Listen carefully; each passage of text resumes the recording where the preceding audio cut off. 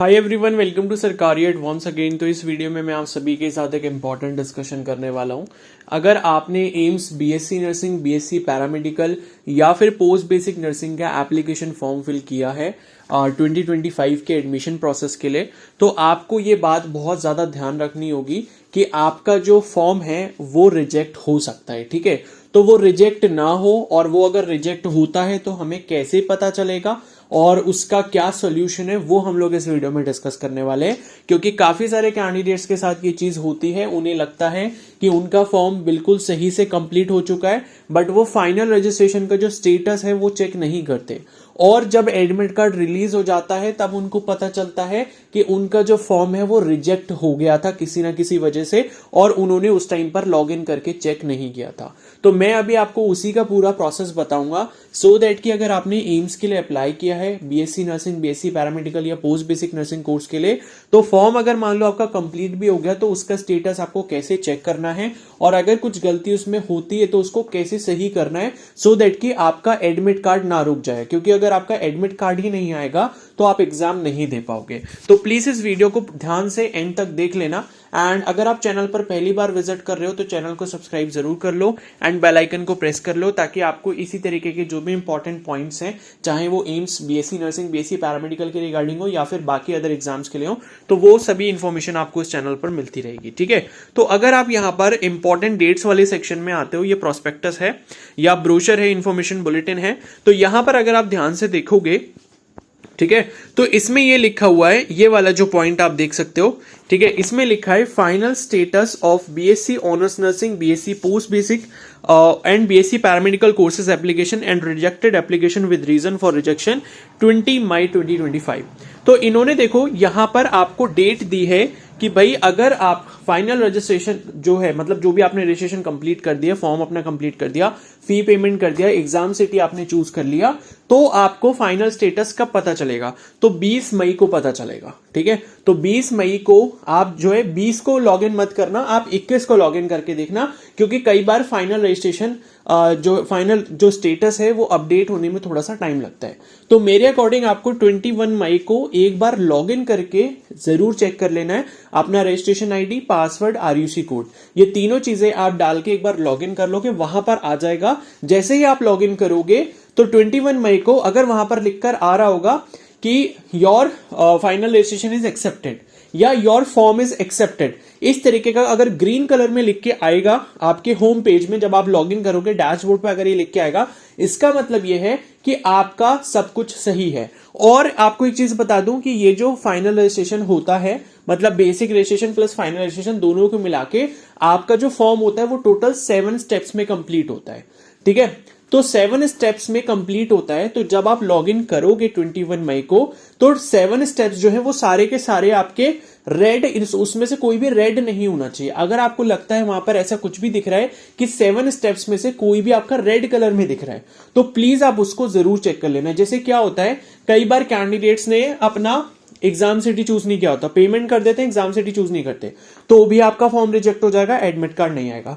मान लो आपने क्या करा, अपना एग्जाम सिटी चूज कर दिया था, एग्जाम सिटी चूज करने के बाद आपको अपने एप्लीकेशन फॉर्म का प्रिंट आउट लेना होता है। नीचे एक प्रिंट का ऑप्शन आ रहा होता है, प्रिंट पे क्लिक करके आपको अपना फॉर्म डाउनलोड करना होता है। अगर आपने प्रिंट वाले ऑप्शन पर फॉर्म डाउनलोड नहीं किया तो भी आपका जो लास्ट 7th वाला स्टेप है वो रेड कलर में शो होगा, और रेड कलर में अगर वो शो होता रहेगा तो आपका एडमिट कार्ड जनरेट नहीं होगा। तो मैं आप सभी को बता दूं कि बहुत सारे कैंडिडेट्स कई बार ऐसी गलती करते हैं कि वो अपने एग्जाम सिटी चूज करके वहीं पर मतलब बैक हो जाते हैं उस पेज से, और वो आगे प्रिंट वाला जो ऑप्शन होता है उस पर क्लिक नहीं करते। जब आप प्रिंट वाला ऑप्शन पे क्लिक करोगे, जहां से आपने एग्जाम सिटी चूज करा है, उसी में नीचे प्रिंट का ऑप्शन आता है या नेक्स्ट स्टेप के लिए ऑप्शन आता है, तो वो प्रिंट जनरेट होता है। तो वो प्रिंट वाला अगर आप ऑप्शन नहीं करोगे तो जो 7th स्टेप है वो आपका रेड कलर में ही दिखाएगा। रेड कलर का मतलब है डेंजर, मतलब कि आपने 7th स्टेप जो है वो कंप्लीट नहीं किया है। तो इसका मतलब है कि आपने 6 स्टेप कंप्लीट किए थे, 7th नहीं किया था, इस वजह से आपका फॉर्म इनकम्प्लीट है और वो रिजेक्ट हो जाएगा। और भी कुछ रीजंस हो सकते हैं, ठीक है, मतलब वो आपको अगर कोई भी ऐसा मतलब रीजन आता है कि आपका फॉर्म रिजेक्ट हुआ है, मान लो आपको 21 मई को लॉग इन कर रहे हो, अगर योर फॉर्म इज एक्सेप्टेड आ रहा है, 7 स्टेप्स सारे के सारे ग्रीन में आ रहे हैं, यानी कि उसमें से कोई भी रेड नहीं आ रहा, इसका मतलब सब कुछ सही है, आपको कोई टेंशन लेने की जरूरत नहीं, आपका एडमिट कार्ड आ जाएगा।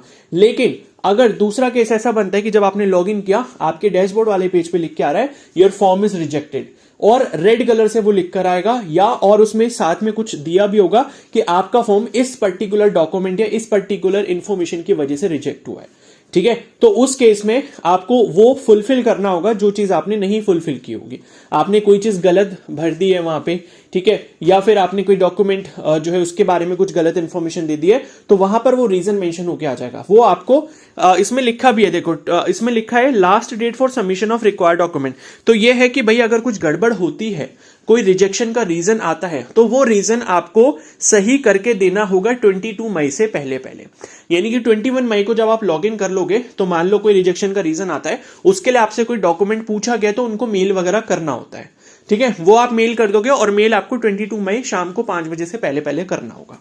और मैंने आपको बता दिया कि किसी के में अगर 7th वाला स्टेप, जो प्रिंट वाला स्टेप होता है, वो भी कंप्लीट नहीं है तो भी आपका फॉर्म इनकम्प्लीट ही माना जाएगा और उसमें भी आपका एडमिट कार्ड नहीं आएगा। तो वो आप जरूर कर लें, या फिर आपका रिजेक्ट होता है फॉर्म किसी अदर रीजन की वजह से, तो आपको वहां पर मेंशन होके आ जाएगा रीजन कि इस पर्टिकुलर रीजन की वजह से आपका फॉर्म रिजेक्ट हुआ है।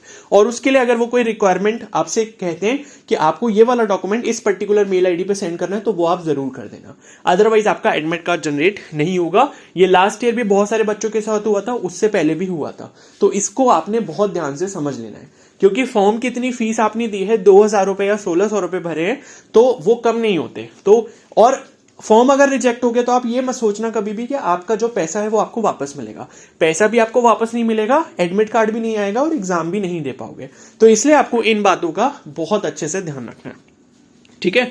तो ये आपका पूरा प्रोसेस है। और बाकी 1 जून को आपका एग्जाम है बीएससी नर्सिंग का, 28 जून को आपका पैरामेडिकल का है, और पोस्ट बेसिक का आपका 21 जून का है। और एडमिट कार्ड जो है वो आपके बीएससी नर्सिंग का जो एडमिट कार्ड है वो 26 मई के आसपास आ जाएगा, ठीक है। जब आएगा तो मैं आपको इन्फॉर्म कर दूंगा। और अगर यहां पर मैं बता देता हूं, अगर मान लो किसी के फॉर्म में रिजेक्शन वगैरह कुछ आता है और वो मेरी पर्टिकुलरली कुछ हेल्प लेना चाहता है, ठीक है, तो आप मेरे को स्क्रीन पर दी गई टेलीग्राम आईडी पर मैसेज कर सकते हो, बट ये एक पेड हेल्प होगी, ठीक है। और यू नो कि भाई नथिंग इज फ्री, ठीक है, बिकॉज ऑलरेडी मैं काफी कुछ कर चुका हूं फ्री, तो उसके कॉन्सिक्वेंसेज इतने अच्छे नहीं होते। सो आप ये समझ लेना कि इन केस आपको मेरी हेल्प चाहिए है, अगर आपका फॉर्म किसी भी रीजन की वजह से रिजेक्ट होता है, तो आप अगर उसमें कुछ हेल्प चाहते हो तो चार्जेस विल बी ₹100, ठीक है। एंड आप दी गई टेलीग्राम आईडी पर मेरे को मैसेज करके पेमेंट करके आप अपना डाउट क्लियर कर सकते हो, उसमें मेरी हेल्प ले सकते हो। तो ये सिर्फ उन्हीं लोगों के लिए जो ज्यादा परेशान होंगे उस पर्टिकुलर प्रॉब्लम को लेके और उसका सॉल्यूशन चाहते होंगे। अदरवाइज वो खुद से अगर आप कर सकते हो तो वो आप खुद ही कर लेना, कोई प्रॉब्लम नहीं है, ठीक है। तो आप मैसेज कर लेना। और बाकी चैनल पर अगर आप नए हो तो सब्सक्राइब जरूर कर लो एंड बेल आइकन को प्रेस कर लो। और बाकी अगर आपका कोई भी डाउट है तो आप मुझे कमेंट सेक्शन में जरूर बता सकते हो। Okay, so thank you and have a nice day.